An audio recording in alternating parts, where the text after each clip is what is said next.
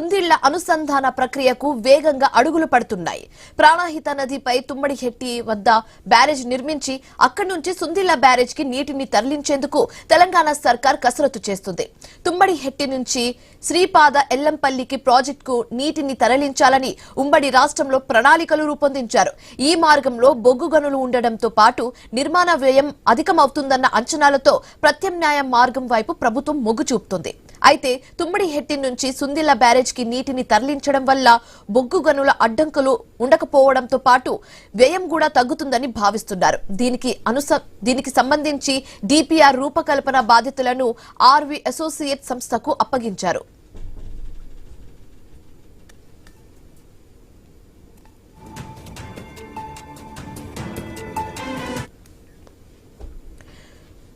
తుమ్మడిహెట్టి వద్ద 152 మీటర్ల ఎత్తున బ్యారేజ్ నిర్మించి 165 టీఎంసీలను తరలించాలని ఉమ్మడి రాష్ట్రంలో ప్రతిపాదనలు సిద్ధం చేశారు.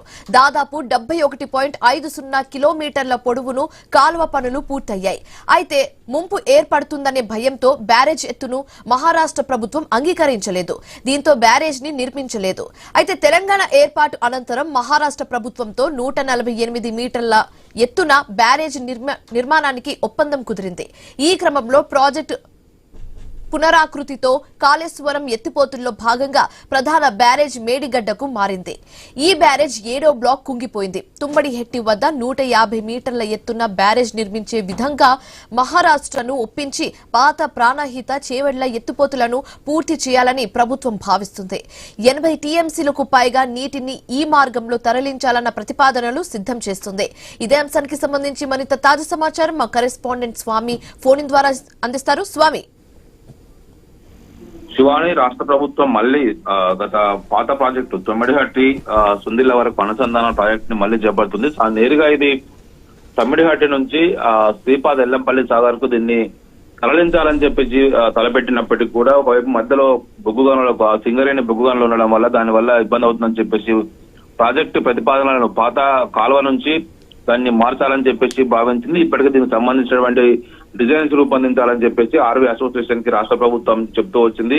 గతంలో కేసీఆర్ ప్రభుత్వం కట్టినటువంటి కాళేశ్వరం ప్రాజెక్టు లో భాగంగా ఒకవైపు ఉమ్మడి రాష్ట్రంలో ఉన్నప్పుడే తమిళనాడు వద్ద మహారాష్ట్ర ఉమ్మడి ఆంధ్రప్రదేశ్ మధ్య పలు సందర్భాలు చర్చలు జరిగినప్పుడు కూడా కొలిక్కి రాలేదు. అయితే కేసీఆర్ తెలంగాణ ముఖ్యమంత్రి అయిన తర్వాత మహారాష్ట్ర ముఖ్యమంత్రి దేవేంద్ర ఫడ్నవీస్ తో చర్చలు చేసినప్పటికీ కూడా అక్కడ ఇప్పుడున్నటువంటి ప్రాజెక్టు ఎత్తును తమిళనాడు వద్ద 152 మీటర్ల ఎత్తుకు బ్యారేజ్ కడితే ఒకవైపు చాప్రాల్ వైల్డ్ లైఫ్ శాంక్చురీ మునిగిపోతుంది, ఇది సుప్రీంకోర్టు దీనికి సంబంధించి ఇబ్బంది అవుతుందని చెప్పేసి భావించే అప్పటి ప్రభుత్వం దాన్ని ఒకవైపు అక్కడ ప్రాజెక్టును విరమించుకొని ఒకవైపు దాన్ని 148 మీటర్స్ గా తగ్గిస్తే 70 టీఎంసీ కూడా చక్కగా రావని చెప్పేసి దాన్ని మేడిగడ్డ వరకు మార్చారు. మేడిగడ్డ, అన్నారం, సుందిళ్ల 3 బ్యారేజీలను కట్టి నీటిని శ్రీపాద ఎల్లంపల్లి వరకు దాన్ని అక్కడి నుంచి పంప్ చేసుకుని అక్కడ నుండి ఒకవైపు నందిమేడారం, గాయత్రి పంప్ హౌస్ నుంచి మిడ్మానేరు కేంద్రంగా తెలంగాణ వ్యాప్తంగా దాన్ని ఒకవైపు రంగనాయక సాగర్, మరోవైపు ఇటు మల్లన్న సాగర్, కొండపోచమ్మ వరకు కూడా దీన్ని పెంపొందడం జరిగింది. ఇప్పుడు ఈ ప్రాజెక్టు సంబంధించి కాంగ్రెస్ పార్టీ అధికారంలోకి వచ్చిన తర్వాత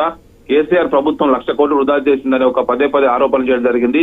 మేడిగడ్డ వద్ద 7వ నెంబర్ పిల్లర్ కుంగిపోవడంతో కూడా గత ప్రభుత్వం పెద్ద ఎత్తున కూడా బదనామైంది. ప్రజల్లో పలచనై ఒకవైపు దాని వల్ల ఓటమి పాలకు గురైంది. ఇప్పుడు మళ్ళీ దాన్ని తమిళనాడు ప్రాజెక్టు ను మళ్ళీ తెరపై తీసుకొచ్చినటువంటి కాంగ్రెస్ ప్రభుత్వం ఇప్పుడు దాన్ని కట్టి తీరాలన్న ఉద్దేశంతో ముందుకు పోతుంది.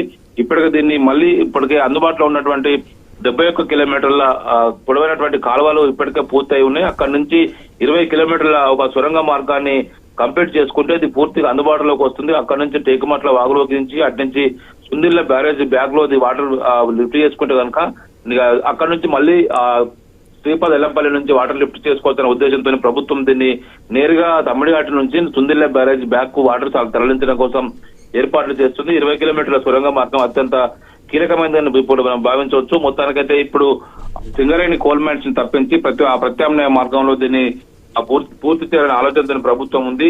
దీని ద్వారా దగ్గర 75 నుంచి 80 టీఎంసీల వాటర్ ని వినియోగంలోకి తీసుకురావాలని చెప్పేసి ప్రభుత్వం ఆలోచిస్తుంది. మొత్తానికైతే 11 నుంచి 12,000 కోట్ల వరకు ఖర్చు అవుతుంది గతంలో అనుకున్నారు. దానికి సంబంధించిన విషయంలో ఇప్పటికే ప్రభుత్వం ప్రతిపాదన అయితే సిద్ధం చేస్తుంది. Shivani, right, thanks for the update Swamy.